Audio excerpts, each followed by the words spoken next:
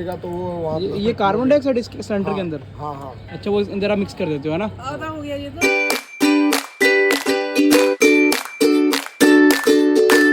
Guys, अभी हम निकल चुके हैं नागेश्वर धाम की तरफ। नागेश्वर 12 ज्योतिर्लिंग में से एक ज्योतिर्लिंग है। मेरा तो पहला ही कवर होने वाला है। अभी बहुत ही ज़्यादा एक्साइटमेंट है। भैंसें देख लें, गुजरात की बड़ी बड़ी भैंसें। वाह, क्या भैंसें हैं। ये देखें, अभी हम पहुंच चुके हैं 12 ज्योतिर्लिंग में से एक ज्योतिर्लिंग श्री नागेश्वर धाम।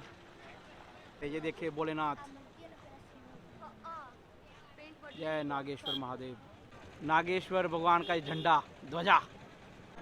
आए शरण तिहारी प्रभु तार तार, आए शरण तिहारी प्रभु तार तार।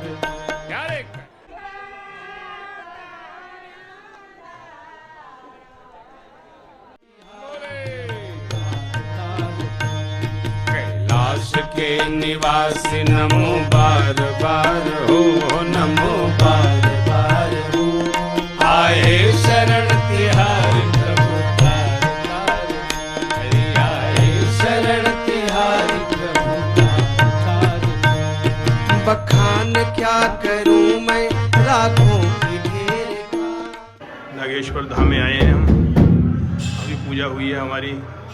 महादेव महादेव महादेव। ये मेरे पीछे देख रहे हैं आप, नागेश्वर महादेव या शिव जी भगवान का स्टैच्यू। 80 फीट इसकी हाइट बताई गई है। बहुत बढ़िया। भगवान के डमरू के ऊपर भी कबूतर बैठे हुए हैं।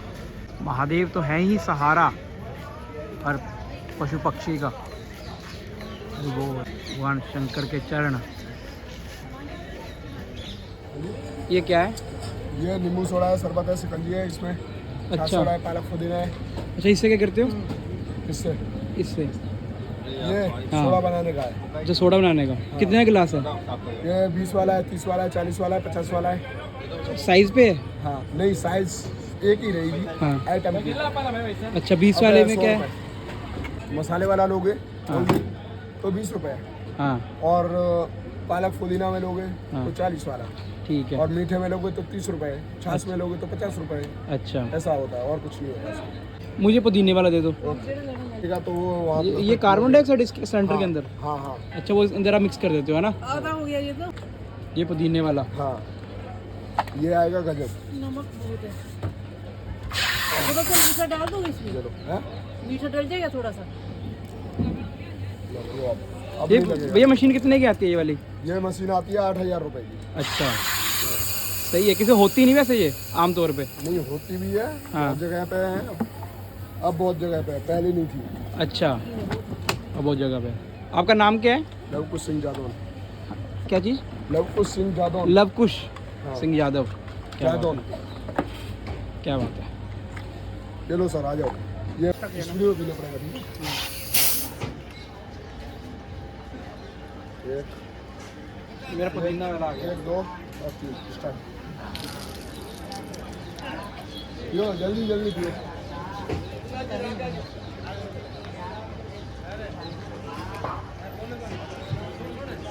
और मिलेगा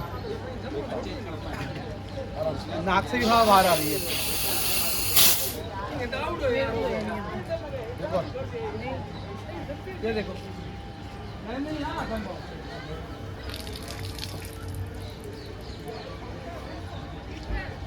आराम से। आपको भी पीना है? चलो, सोडा शरबत शिकंजी। एक नंबर भैया, पहली बार पिया मैंने ऐसा। बहुत बढ़िया काम कर रहे हो। अभी हम पहुंच गए हैं नागेश्वरम धाम से 4 किलोमीटर आगे गोपी तालाब। ये है वो गोपी तालाब। अभी मैं आ गया हूँ अपनी फेवरेट जगह पे, जहाँ आने के लिए मैं काफ़ी उत्सुक था। यह है गोपी तालाब।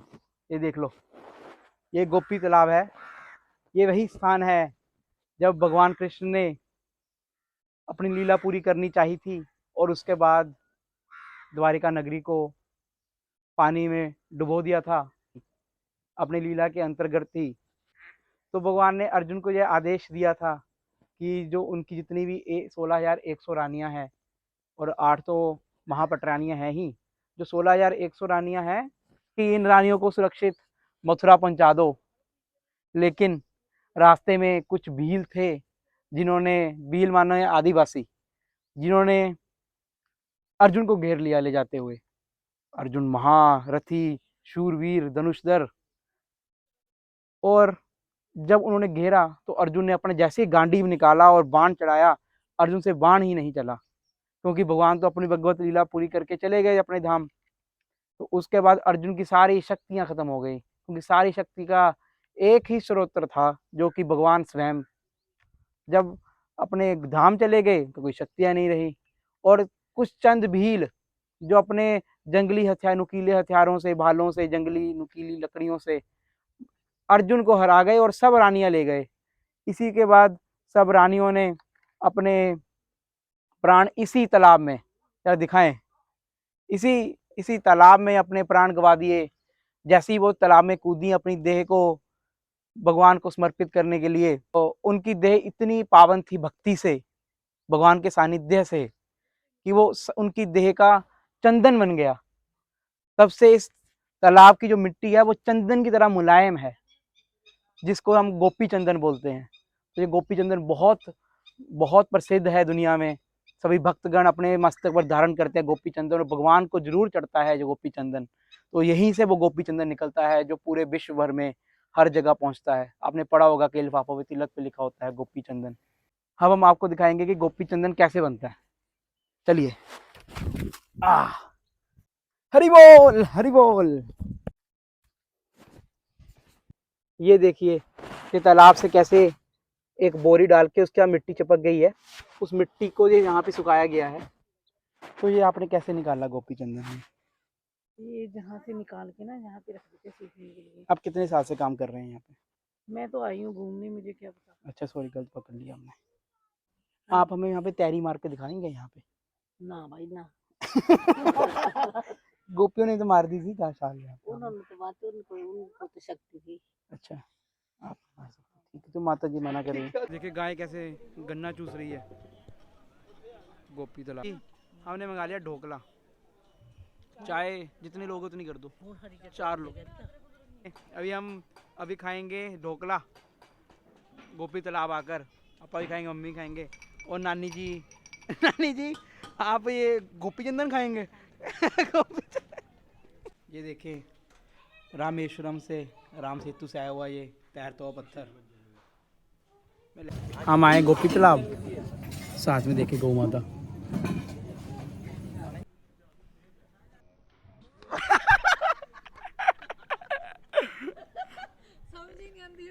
आज देखो कैसे कैसे बच्चों को तंग कर रही हैं ये।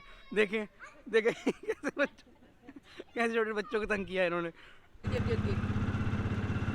भैंसों के सिंग बड़े खतरनाक हैं यहाँ पे। ये देखें ऐसे मन करता है लटक जाऊं मैं सिंग के साथ ही। हम कैसे लगेंगे किनारे। हम पहुँच गए हैं रुक्मणी मंदिर, वही स्थान यहाँ पे रुक्मणी जी 12 साल रही थी, दुर्वासा ऋषि के श्रापवश। माता रुक्मणी की प्रार्थना पर भगवान श्री कृष्ण ने दुर्वासा ऋषि को द्वारिका में आकर भोजन करने का न्योता दिया।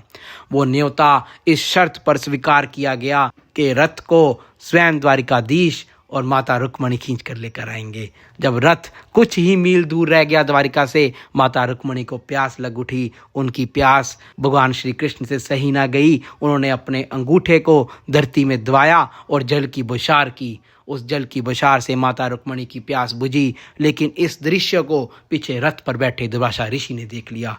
वो क्रोधित हो उठे कि उनको जल के लिए नहीं पूछा गया और माता रुक्मणी को जल पिलाया गया। इस क्रोधवश उन्होंने 3 श्राप दिए। पहला श्राप दिया कि इस द्वारिका की भूमि का जल खारा हो जाएगा और किसी के उपयोग में नहीं आएगा। दूसरा श्राप दिया, इस द्वारिका की धरती ऐसी बंजर धरती बन जाएगी कि यहाँ पे किसी भी चीज़ की फसल नहीं होगी। और तीसरा श्राप दिया माता रुक्मणी को कि उनका भगवान श्री कृष्ण से 12 साल का वियोग होगा, 12 साल के लिए भगवान कृष्ण से दूर रहेंगी। आज भी ये जो मंदिर है ये वही जगह है जहाँ माता रुक्मणी 12 साल भगवान कृष्ण से दूर रहकर तपस्या की थी। और आज भी इस मंदिर में जल का दान दिया जाता है क्योंकि यहाँ दूर दूर तक जल नहीं मिलता। गाइस अभी हम द्वारिका वापस आ गए हैं। अभी सोच रहे हैं कि घर जाने से पहले एक बार फिर से द्वारिकाधीश हो आए। 8:30 का समय है, 9 बजे मंदिर बंद होगा, तो एक बार फिर से दर्शन तो हो ही जाएंगे। मेरे पीछे द्वारिकाधीश मंदिर, इस बिल्डिंग के पीछे। तो मिलते हैं आपको, दर्शन करके आता हूँ भाग के। हरि बोल। अमृत है हरि नाम जगत में, अमृत है हरि नाम जगत में, इसे छोड़ विषय विष। जो मंदिर के ऊपर झंडा चढ़ा हुआ है ना, ये पीले रंग का चढ़ा हुआ है। अब जाके देखेंगे कि भगवान की जो पोशाक है किसी कलर की है कि नहीं, तो ये चेक करके आता हूँ अंदर जाके मैं। बोल। तो अभी मैं दर्शन कराया हूँ द्वारकाधीश के, और शयन आरती के दर्शन भी साथ ही कराया। बहुत आनंद आ गया। और मैं इसको कह रहा था कि ड्रेस देख के आऊँगा, पीले रंग का झंडा था और ड्रेस भी पीले रंग की ही थी भगवान की। आनंद आ गया आज तो, बिल्कुल मैच कर गई। सुबह आड़ के देखेंगे। अब तो भगवान सो गए रजाई लेके पर्पल कलर की। वाह आनंद आ गया। अभी चलते हैं होटल वापस, थोड़ा देखते हैं खाने पीने का। एक गिलास दे दो भैया लस्सी का। कितने का? दे दो एक। अभी बजे रात के 11:30 और हम खाना भी ना खा के अभी सड़क पे निकले हैं द्वारिका की। ज़रा देख के आए, जायज़ा लेके आए कि गोमती नदी में कितना पानी इस समय। हमें सुबह जब देखा था ना पानी गोमती नदी में बिल्कुल सूख सी गई थी और दोपहर को भरा हुआ था। और इस समय देख के आते हैं क्या पानी है, तभी हमारा एनालिसिस ठीक बैठेगा कि कैसे आ रहा है, क्या हो रहा है, बैक वाटर कैसे हो रहा है। क्यों? हाँ अभी पता चलेगा। दूध पानी का पानी करने निकले गमछे डाल के हम अपने। ये देखिए गुंडागर्दी हमारी द्वारका की सड़कों पे। अभी देखिए गोमती नदी कैसी दिख रही है। जरा आ जाइए पिताजी, आज हम देखते हैं। दोपहर से कम है, मतलब बिल्कुल मॉर्निंग में और दोपहर में जितना था इन दोनों के बीच का है। अभी मतलब टच कर रहा है यहाँ पे। अभी गोमती नदी का जायज़ा ले लिया कि पानी टच कर रहा है, पर इतना ज़्यादा नहीं है। पर अभी समंदर का जायज़ा लेना बाकी है। अब हम जा रहे हैं समंदर की तरफ। यहाँ से हम लगभग 600 मीटर जाएंगे नदी के किनारे किनारे, और सामने समंदर आ जाएगा संगम। वहाँ जाके देखते हैं कि क्या है। ये देखो लाइट हाउस, ये लाइट आ गई। ये देखो ये आ रही है, ये चले गई। देखा, मज़ा आ गया लाइट हाउस देख के। तो ये देखो लाइट है। तो गाइस अभी मैं आ चुका हूँ वापस अपने होटल के कमरे में। अभी बज गए रात के 12 और हम घूमाए लेट नाइट द्वारिका। और इसी के साथ हम करेंगे अपने ब्लॉग को एंड। कल मिलेंगे, कल जाएंगे वेट द्वारिका, वहाँ पे बहुत अच्छा ब्लॉग आने वाला है। तो अभी सोते हैं, सोने का टाइम बिल्कुल बचा नहीं, पूरा दिन घूमते रहे। I hope you like the blog. Please do not forget to like, share and subscribe. Hare Krishna. You said never let me go. You said never let me go. दोस्तों जान की बाजी लगा रहे हैं।